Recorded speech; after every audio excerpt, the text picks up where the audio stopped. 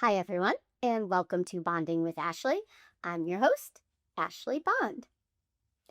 Today, I am excited because I'm going to talk about something that I have wanted to talk on the podcast for a really long time, and that is the journey of me freezing my eggs. So, I can't remember if I've mentioned that before on here or not, but about 4 years ago, I decided that I wanted to take the opportunity to freeze my eggs. At that point in my life, I was single and it was something that I wanted to do to give myself peace of mind and really just make sure that I did everything I could to be proactive about my health and the things that I want for my future. So it's an interesting process. For anybody who doesn't know, when you decide to do this, it does take weeks out of someone's life. It There is a lot of prep for it. There's a lot of testing. There's a lot of blood work. There's a lot of medicines. And even if your insurance or work covers the procedure and the medicine, etc., usually there are costs that people have to pay, um, even despite that additional help or availability to be able to do it. So it is something that I think can be emotionally taxing, financially taxing, and physically taxing. You know, the one thing that I want to preface with this whole conversation is that everyone is different.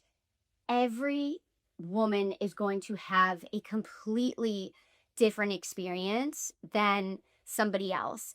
I personally know a great deal of friends who have gone through the process as well, have even gone through further processes than me. Um, and we all had very different experiences. So, this is just my experience with it. And I hope that maybe it helps someone make the decision to either do it or do what is best for their own life. I just wanted to share a little bit about why I chose to do it. And I'm very happy that I did. I can't even believe, truthfully, that I did it 4 years ago. Um, but here we are today. Um, so I had found out that my employer covered one full cycle. And for people who don't know, a cycle is considered the first part of the process, which is the egg freezing. And then if you have a partner or you have someone or you use a sperm donation, the next process moves into creating embryos.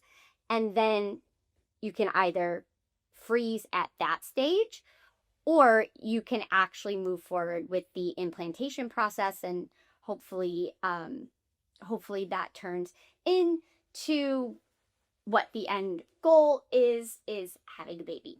So I did the first part of the cycle, which was freezing my eggs. So it's really interesting. You go through and you meet doctors and endocrinologists that are dealing with all of your hormones and all of your current levels of where you're at. Is a really interesting process to go through at that time because it was something that I had never done before. There's certain hormones that can try and help predict the the positive outcome that you may have. And because I'm not a doctor, I don't want to confuse things. So if anybody has questions on anything, please feel free to ask me. And I do apologize if I say something that may not be exactly correct. I'm happy to provide resources and places for people to go to find information. But again, I just want to share my experience. And I will preface this that I went through Kindbody, which is a fertility center that now has locations all over the country.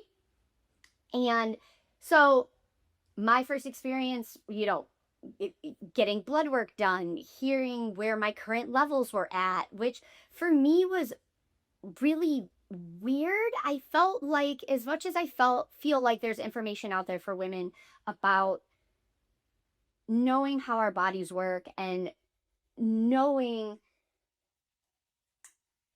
what opportunities we have to have children, I don't know truthfully that enough is being shared. And I think that's slowly changing, which is amazing. And that's why I want to take this time to talk about this. Again, every person's journey is different. So I do want to remind people of that because I do feel like this is a very personal thing and everyone has multiple different goals, feelings towards it, and outcomes. So I had one of my first appointments and I got blood work done and it was just interesting. In my mind, I had thought my blood work would be completely different. It wasn't bad, but it wasn't necessarily great either, in terms of the next stage and what I would be doing.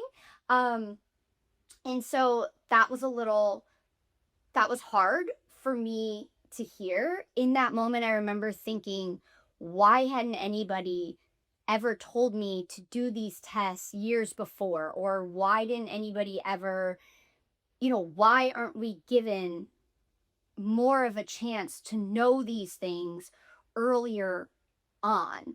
And so that really took me a little bit of time to work through that. And then I had to get proactive about it and put myself in a good mindset and realize that this was something that I wanted to do and I was going to do it and I was going to give myself the best shot at it. There's a lot of research out there, you guys.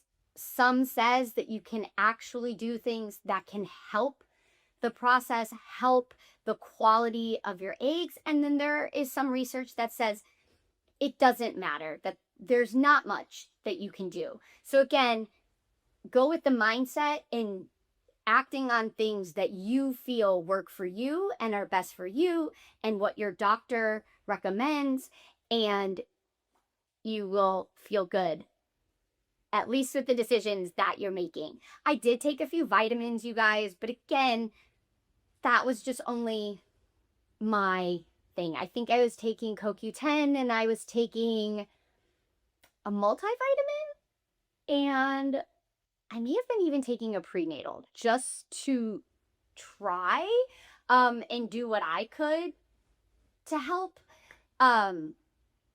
So as I mentioned, you go through all of this blood work. When you actually get down to the whole process, you are ordering tons of medication. And you guys, thousands and thousands of dollars worth of medications. It's hormones, it's shots. It's a little overwhelming. I remember the first, you have to order it from a specialty pharmacy. It comes in the mail. And I remember everything came and I opened the box and there was all these syringes and there was all of these bottles and vials and all these things. And I was like, oh my gosh, this is so crazy. There was kind of this piece of me that I was like, I can't believe like we let people do this at home. My cousin's a nurse and I was like almost really wanted her to do everything, but I wasn't near her. And so you have to watch videos to understand what each medication is. And my doctors walked me through everything and explained everything. And I had a really good experience with my doctor, and she made me feel good. And I had a really good nurse who was, available to me via the phone pretty much all the time. And you have to watch videos, though, on how to put together your medications, and it teaches you how to give yourself your shots. And I think I had two different medications that I had to do for roughly 2 weeks, until, or about 10 days. It's can vary from person to person. Your doctor works with you, but what happens is you go in roughly every day, every other day. When you start your medication, you go into the office and you get blood work done.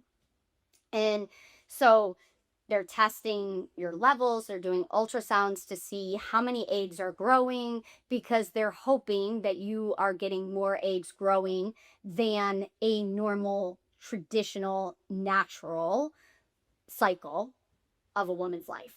So, or of a woman's body, during that time frame. So the goal is more eggs, but you also hope those eggs are of quality, um, are, I guess I don't really know how to say that, are quality eggs. I feel like that does not sound right, and that sounds really weird to say about a person. Healthy maybe is a good, a better way to describe that. So it was interesting. You start, you go in through the blood work. I was so scared to give myself my shot the first time. I was like, I don't know how to do this. I even remember I helped one of my girlfriends, like, on FaceTime with her and her husband, uh, one time. And like, I was like, you could do this. Like, it was so good to have someone kind of pump you up. And I was happy to share that with someone else, or happy that I could share that with someone else. And then after a little while, it kind of becomes like a piece of cake. I had to do two every day for a long time. I got bruises in my stomach. You kind of try and move where you do it in your stomach so you don't bruise all in one area. And again, every person's different. I bruise pretty easily. And so for me, I had bruises all over my stomach. I did not have a severe reaction to any of the hormones and the medications. I know some people that can really affect them very differently. They recommend that you don't have caffeine while you're on it. You certainly want to avoid alcohol, and you want to make sure that you stay hydrated. That was something that they told me was a very big thing to consider, that the last thing they wanted was for anyone to become dehydrated. So I remember I drank like coconut water every day. I made sure I did allow myself to have a decaf coffee because I love coffee. So I did have a decaf coffee every day. But yeah, the process was interesting. So then you're going every day, you're hearing how many eggs you have, you're hearing how many, and I'll be honest, I don't remember how many I've had. There are, and again, this is very personal. Some women can have, I think I know people that have had upwards of 30 eggs. I know some people that have had 3. So again, it's all very different. I think maybe I was tracking around 13, if I'm not mistaken. And so I felt pretty good for the most part throughout the whole process. I really didn't have any like emotional mood swings. I didn't have any pains or headaches really, or anything. I do remember, though, as it got closer to when they were deciding we were actually going to do the procedure, they were having a hard time because I had given so much blood in both my arms, etc. They were having a hard time finding a spot to get blood from, and they had to choose like a different location outside of my forearm. And it started to make me nervous. And I remember that made me a little bit nervous and anxious. And it was one of my last blood works before we were going to do what they call the trigger shot, which is what you do before you go and have your procedure. And the actual egg retrieval. And I remember that day, I think because I had gotten nervous, it was a little more painful to get uh to get the spot to do the blood draw in the different location. I think it was in my hand. Um and so I remember that day I was sad, I cried, I was like, what if this doesn't work, etc. And then I let it go. And I told myself I'm doing everything that I can for this process. And I was really proud of myself to go through this process. And it's funny because it feels like it's been so long, but I do remember so much about it. I remember thinking too, sometimes they say if you do it, if you go through the process twice in a row, it sometimes can help your body prepare for like the next cycle. So they had said to me that they would maybe want me to consider doing it again. And I gave myself a number in my head. And I told myself if I got a specific number of eggs, then I was not going to do it again. If I was going to do it again, I would have had to have paid out of pocket, which again, as I mentioned earlier, is thousands and thousands of dollars.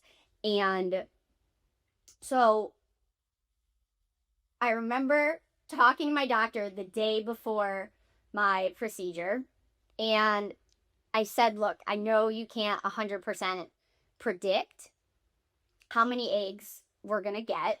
I'm like, but can you give me maybe like what you're hoping for? And she gave me the number. And it was lower than the number that I had in my head. And I said, okay, well, I'm hoping for this. And I told her my number. And she was like, okay, it's a lot of pressure. And I'm like, I think you could do it. I think it's going to happen. That's what I'm going with in my head. Did I know for sure it was going to happen? I mean, no, but that was what I was putting out into the world and what I was really hoping would happen. So, you spend the next from that like appointment. I think it's about a day or a day and a half before you go in for your procedure. And you go in for your procedure, and at that time it was still COVID protocols for me, so I couldn't have anybody in there with me. But like I said, I felt really comfortable with my nurse and my doctor. The anesthesiologist was really great. And so I felt really comfortable going in to the process, and it was pretty quick. You guys, you go in for the procedure, you are, pretty tired when you get out, and they recommend that you don't do too much over the next few days, and let your body rest and heal and do all the things. And heal may not be the right word, but let your body kind of start getting back to normal levels of yourself, and physiologically speaking, you're kind of going back to your baseline after you've just taken all of these different hormones and medications. And I will say I was pretty bloated on a lot of the medications throughout the whole process. I really didn't work out. I walked, but I didn't do anything overly strenuous. I allowed myself the time to just kind of relax and go through the process. So after the procedure, you're in the waiting room. I got apple juice and, crackers and a few things. And, you're pretty out of it because you were under anesthesia. And, and then you kind of go home and hope for the best. And for me, they called me later that day to ask how I was doing, and then told me the number that we got. And I may not be perfect in this, but they do their best throughout you taking your medication to try and figure out the best day to do the egg retrieval. Sometimes eggs don't grow at the same, or mature, I should say, at the same rate altogether. And so some may be more immature, some may be too mature, and then there's the this frame in which they are the best time to actually retrieve them. So just because you have, like I mentioned, I think maybe 13 might have been my number, I don't remember. Just because I had that doesn't mean that I was going to get all of those. So that's why I brought that up when I asked my doctor, what is it that, you think or hoping we're going to get. So anyways, needless to say, they called me that day and they told me my number, and the number I got was the number I wanted and the number that I put out there. So for me, that is why I chose not to do it again right after. I think that if I were to give a recommendation, I would think, especially if someone had the means or the opportunity to do it through their employer, if they got more than one chance to do it, I would have done it. I think I would have done it again if my employer had covered another additional round. But since it didn't, and I put the number in my head and put it out there on what I wanted and I got it, that is what I went with. And I am so happy that I did it, you guys. So I have eggs on ice. They're frozen. Like I said, after a week, I was not even a week. After a few days, I was pretty much feeling back to myself. I noticed after the next few weeks, the hormones and the medicine were leaving my body. I was, going back to my normal activities and different things. And so for me, the process wasn't overly didn't disrupt too much of my life, to be honest. So yeah, so that was my journey with it. And like I said, other people go through additional stages of it, and which I find really, really interesting. I, really encourage women to do what works best for them. I know some women who are younger and they're like, I don't want to go through that. And you have to do what works for you. I don't think anybody should do anything that they don't want, to do or to go through. And for me, though, it was a great decision. And I'm so happy that I had the opportunity to do it. And that when I make certain decisions in the future, that I have those as a piece of building my future. So that's kind of my whole process. I am so open to questions if people have questions. There's a lot of people on the internet that share a lot of their journey. At the time I remember talk about it a little bit on Instagram.